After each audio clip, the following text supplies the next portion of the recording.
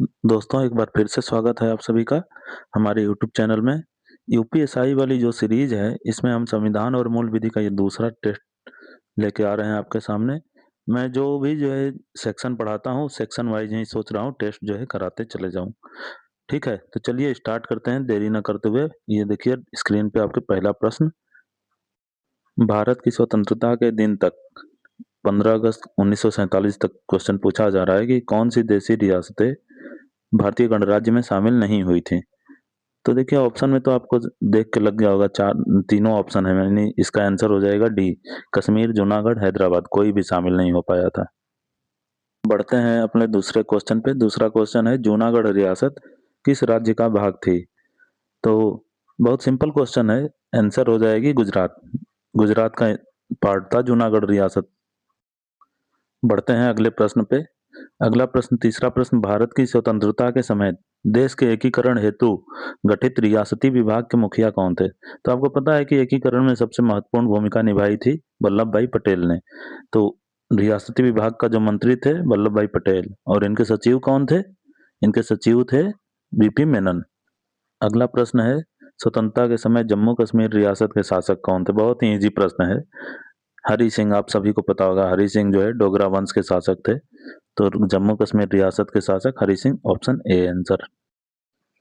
बढ़ते हैं अगले प्रश्न पे। अगला प्रश्न है, हैदराबाद रियासत का भारत में विलय करने हेतु सरकार द्वारा की गई पुलिस कार्रवाई को क्या नाम दिया गया था? देखिए, सरकार ने जो ऑपरेशन का नाम दिया था वो था ऑपरेशन पोलो। आंसर डी हो जाएगा इसका राइट आंसर। लेकिन इसको ऑपरेशन कैटरपिलर भी बोला जाता है, पुलिस कार्रवाई भी बोला जाता है, तो इससे कंफ्यूज नहीं होइएगा। इंपॉर्टेंट क्वेश्चन है, एग्जाम में आने की चांसेस ज्यादा रहती है, अक्सर पूछा भी जाता है। बढ़ते हैं अपने अगले प्रश्न पे। पाकिस्तानी सीमावर्ती रियासत जूनागढ़ का भारत में विलय किस आधार पर हुआ था? तो बहुत इजी प्रश्न है, जनमत संग्रह के आधार पर हुआ था। जूनागढ़ में जनमत संग्रह कराई गई थी, जबकि कश्मीर में विलय पत्र पे साइन कराया गया था। आंसर हो जाएगा सी। अगला प्रश्न है, कश्मीर के भारत में विलय का मुद्दा कैसे सुलझाया गया? तो अभी मैंने जो है जस्ट आपको बताया, पाकिस्तानी समर्थित कबीलाइयों द्वारा आक्रमण के बाद विलय पत्र पर हस्ताक्षर करके। ठीक है, कश्मीर वाला विलय पत्र पे, जूनागढ़ वाला कैसे हुआ था? जनमत से, और हैदराबाद कैसे मिली थी? ऑपरेशन पोलो से, याद रखिएगा। नेक्स्ट प्रश्न है, वर्तमान में भारतीय संविधान में कुल कितनी अनुसूचियां हैं? तो कितने शेड्यूल हैं? 12 अनुसूची हैं। पहले कितने थे? 8 थे। तो वर्तमान में पूछ रहा है, इसलिए आंसर हो जाएगा सी। अगला प्रश्न है, संविधान सभा की प्रारूप समिति द्वारा प्रस्तुत प्रारूप संविधान में कितनी अनुसूचियां थी? तो देखिए कितना ही अच्छे तरीके से जो है उसी क्वेश्चन को घुमा फिरा के बोला जा रहा है। क्वेश्चन वही है, लेकिन बोलने का तरीका अलग है। उसमें वर्तमान पूछा था, ये मूल पूछ रहा है। तो डायरेक्ट मूल न पूछ के जो है पूछ रहा है कि इस प्रारूप ने जो दी थी उसमें कितनी थी? तो भाई प्रारूप ने तो 8 ही दिया था ना। आंसर हो जाएगा बी। तो प्रश्न के लैंग्वेज पे हमेशा ध्यान रखना है, ठीक है। अगला प्रश्न है, पूछा जा रहा है कि 9वीं अनुसूची कौन सी संशोधन से जोड़ी गई थी? पहला संशोधन से जोड़ा गया था। आंसर इसका हो जाएगा, राइट आंसर हो जाएगी। ठीक है, बढ़ते हैं अपने अगले प्रश्न पे। ये सब बहुत बेसिक क्वेश्चन है, ध्यान देते रहें आप। 92वें संशोधन द्वारा 1985 में पूछ रहा है कि कौन सी अनुसूची को जो है शामिल किया गया था? तो 10वीं अनुसूची को, जिसमें दल बदल वाली मामला थी। ठीक है, बढ़ते हैं अपने अगले प्रश्न पे। अगला प्रश्न आपके सामने ये रहा, 73वें संविधान संशोधन अधिनियम द्वारा भारतीय संविधान में कौन सी अनुसूची जोड़ी गई? देखिए 73वां द्वारा कौन सा जोड़ा गया? 11वां। कब जोड़ा गया था? 1992 में। और 74वां भी कब जोड़ा गया? 1992 में ही। और 74वां से जो है कौन सी जोड़ी गई थी? 12वीं। 11वीं अनुसूची क्या है? पंचायत। सब ध्यान रखेंगे आप। अगला क्वेश्चन है, 74वां संशोधन अधिनियम भारतीय संविधान में कौन सी अनुसूची जोड़ी गई इसके द्वारा? अभी अभी जस्ट मैंने जो है बात किया, 74वें द्वारा कौन सी जोड़ी गई थी? 12वीं अनुसूची। आंसर इसका हो जाएगा डी। ठीक है, 1992 में जोड़ा गया था। अगला प्रश्न है, संविधान की द्वितीय अनुसूची का संबंध किससे है? तो सेकंड शेड्यूल किससे है? अलाउंस था, यानी कि जो है किससे हो जाएगा? महत्वपूर्ण पदाधिकारियों के वेतन से। ठीक है, पहला वाला जो है क्या था? स्टेट और दूसरा वाला अलाउंस। ठीक है। अगला प्रश्न है, भारत संघ में शामिल राज्यों और संघ शासित प्रदेशों का उल्लेख भारतीय संविधान की किस अनुसूची में है? वही अभी मैंने बताया, फर्स्ट अनुसूची में है। पहली वाली अनुसूची में क्या है? भारत का राज्य और उसके क्षेत्र। ठीक है। सारे अनुसूची आपको बिल्कुल ध्यान रखने हैं, बहुत इंपॉर्टेंट है। चलते हैं अपने अगले प्रश्न पे। निम्न में से भारत के संविधान के किस एक अनुच्छेद अनुसूची का संबंध स्वशासी जिला परिषद से है? अगर आपने मेरा लेक्चर देखा होगा तो आपको बिल्कुल याद होगा। 6वीं अनुसूची में जो है स्वशासी जिला परिषद का जिक्र है, और 5वीं में जो है हमने क्या बताया था? पेशा एक्ट का जो है बात बताया था। ठीक है। अगला प्रश्न है, भारतीय संविधान में 22 भाषाओं को राजभाषा का दर्जा प्रदान किया गया है। इन राजभाषाओं का उल्लेख किस अनुसूची में है? बहुत ही इजी क्वेश्चन है। आंसर आप लोग अभी तक पता कर लिए होंगे। 8 वाले अनुसूची में 22 भाषाओं का जिक्र किया गया है। ठीक है। पहले कितने थे? पहले 14 थे, बाद में जो है बढ़ाए गए।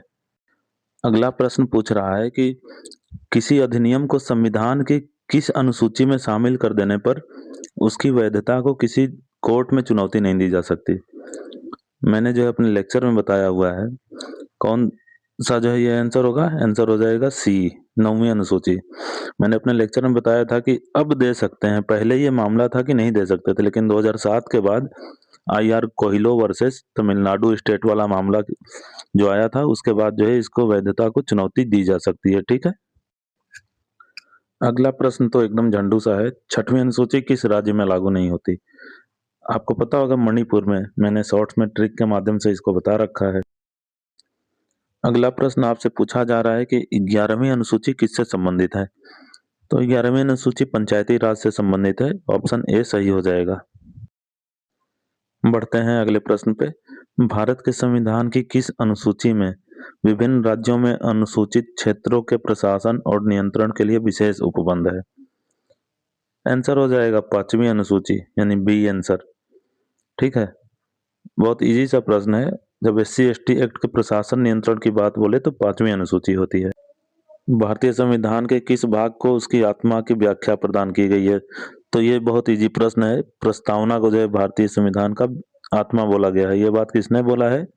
ठाकुर दास भार्गव ने। मैंने अपने जो है लेक्चर में ये सारी बातें बता रखी है। अगला प्रश्न है, संविधान निर्माताओं ने किस पर विशेष ध्यान दिया था? तो भाई प्रस्तावना पे इन्होंने विशेष ध्यान दिया था। आंसर ए हो जाएगा, क्योंकि प्रस्तावना में जो है हर एक बात जो है शॉर्ट में बोल दी गई है। तो ठीक है, बढ़ते हैं अपने अगले प्रश्न पे। भारत में जनप्रिय संप्रभुता है क्योंकि भारत के संविधान में प्रस्तावना शुरू होती है। तो पता ही है भारत की प्रस्तावना किस वर्ड से शुरू होती है? हम भारत के लोगों से। अच्छा, ये हम भारत के लोग कहाँ से लिया गया है? अमेरिका से लिया गया है। इस चीज को ध्यान रखिएगा। भारत को गणतंत्र क्यों कहा जाता है? अच्छा प्रश्न है। किसी भी देश को गणतंत्र तब कहा जाएगा जब वहाँ का जो सबसे जो राज्य का प्रमुख व्यक्ति होगा ना, वो जो है मनोनीत न होकर निर्वाचित हो। जैसे भारत में राष्ट्रपति होते हैं तो वो मनोनीत नहीं होते हैं, बल्कि निर्वाचन होता है। ठीक है, तो वो गणतंत्र में आता है इसे। अगला प्रश्न है, धर्मनिरपेक्षता का अर्थ क्या है? भाई देखिए, ये वर्ड जो है थोड़ा सा गलत है। पंथ निरपेक्षता होनी चाहिए, क्योंकि जो है संविधान के प्रस्तावना में धर्मनिरपेक्ष नहीं जोड़ी गई है, बल्कि पंथ निरपेक्ष जोड़ी गई है। तो पंथ निरपेक्ष, हालांकि धर्मनिरपेक्ष भी उसी सेंस में हम समझ लेते हैं कि किसी राज्य का जो है कोई एक धर्म नहीं होता है, उसी को जो है धर्मनिरपेक्षता बोली जाती है। मतलब यह है कि राज्य सभी धर्मों को एक समान देखेगा। अगले क्वेश्चन पे बढ़ते हैं। अगला क्वेश्चन है, निम्नलिखित में से वे दो शब्द कौन से हैं जिनका समावेशन 42वें संशोधन द्वारा संविधान की उद्देशिका में की गई? ये आपको जो है बहुत इजी तरीके से पता होना चाहिए। आंसर हो जाएगा सी, समाजवादी और पंथ निरपेक्ष। यहाँ पे धर्म निरपेक्ष पंथ निरपेक्ष ही समझिएगा। पूछने वाला व्यक्ति पंथ निरपेक्ष ही पूछना चाहता है, लेकिन एग्जाम में कभी कभी पंथ निरपेक्ष को धर्म निरपेक्ष लिखा हुआ आ जाता है। ठीक है, अगले प्रश्न का आंसर आप दीजिएगा, मैं आपके ऊपर छोड़ देता हूँ। बहुत इजी प्रश्न है। कल्याणकारी राज्य का उद्देश्य है? भाई कल्याणकारी राज्य जो है क्या करता है? तो आप थोड़ा देर सोचिएगा, इसका आंसर हो जाएगा बी, कमजोर वर्गों को के कल्याण का प्रबंध करता है। ठीक है, जो ए सोच रहे होंगे उनको मैं बता दूं, ये बिल्कुल गलत है। बढ़ते हैं अगले प्रश्न पे। भारत में लौकिक सार्वभौमिकता है क्योंकि संविधान की प्रस्तावना प्रारंभ होती है। देखिए, लौकिक सार्वभौमिकता यानी एक तरह से लोगों की, तो ये किससे हो जाएगा? आंसर ए हो जाएगा। ठीक है। अगला प्रश्न है, प्रस्तावना पर किस क्रांति का प्रभाव नहीं झलकता? आंसर हो जाएगा डी, चीन की क्रांति का। क्योंकि फ्रांसीसी क्रांति से हमने क्या लिया है? स्वतंत्रता, समानता, बंधुता। अमेरिकी क्रांति से गणतंत्र लिया है, सर्व प्रभुता संपन्न लिया है। वैश्विक क्रांति से क्या लिया है? समाजवादी। ठीक है। अगला प्रश्न है, मूल भारतीय संविधान के अनुसार भारत एक क्या है? तीनों ऑप्शन आप ध्यान से, चारों ऑप्शन पढ़िए, उसमें आपको जो है पता चल जाए। आंसर हो जाएगा ए, क्योंकि मूल संविधान का पूछा हुआ है। 42वें संविधान संशोधन अधिनियम 1976 द्वारा प्रस्तावना में किस शब्द को नहीं जोड़ा गया? तो देखिए, देखने ही से लग रहा है गुटनिरपेक्ष जो है कहाँ जोड़ा गया था, बाकी तीनों तो जोड़े ही गए थे। आंसर सी होगा। भारतीय संविधान के प्रस्तावना में वर्णित लोकतंत्र को किस रूप में स्वीकारा गया है? तो आप देखेंगे लोकतंत्र को किस रूप में स्वीकारा गया है? तीनों रूप में।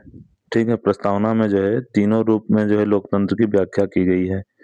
प्रस्तावना एक्चुअली में है छोटे में, लेकिन उसका सार बहुत बड़ा है। आंसर इसका हो जाएगा डी, उपयुक्त सभी। बढ़ते हैं हम लोग अपने अगले प्रश्न पे। भारतीय संविधान की प्रस्तावना के अनुसार भारत के शासन की सर्वोच्च सत्ता किसमें निहित है? शासन की सर्वोच्च सत्ता, अब बताइए। आंसर हो जाएगा क्या? जनता। ठीक है। इसमें एक अलग से जो है क्वेश्चन आता है, उसका आंसर संसद होता है जब पूछ दे कि कानूनी सर्वोच्च कौन है। अगला प्रश्न है, भारत की संप्रभुता किसमें निहित है? तो सीधा सा आंसर है, भारत की संप्रभुता भारत की जनता में निहित है। क्योंकि जो है प्रस्तावना शुरुआत ही होता है, हम भारत के लोग इसको अंगीकृत, अधिनियमित, आत्मर्पित करते हैं। ठीक है।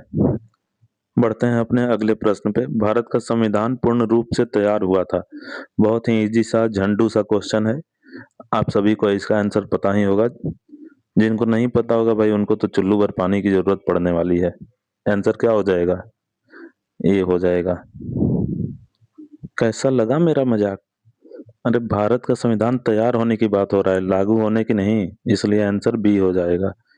ध्यान रखिएगा, कुछ भी कोई बोल दे तो उसको मानना नहीं है।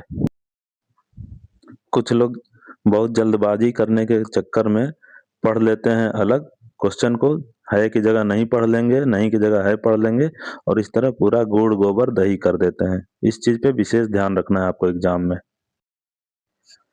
तो मित्रों, इसी तरह जुड़े रहिए मेरे चैनल के साथ, और जो भी तैयारी करने वाले भाई बंधु हों उनको आप शेयर कर दीजिए, ताकि जो है सभी लोग जो है मिलजुल के तैयारी कर सकें।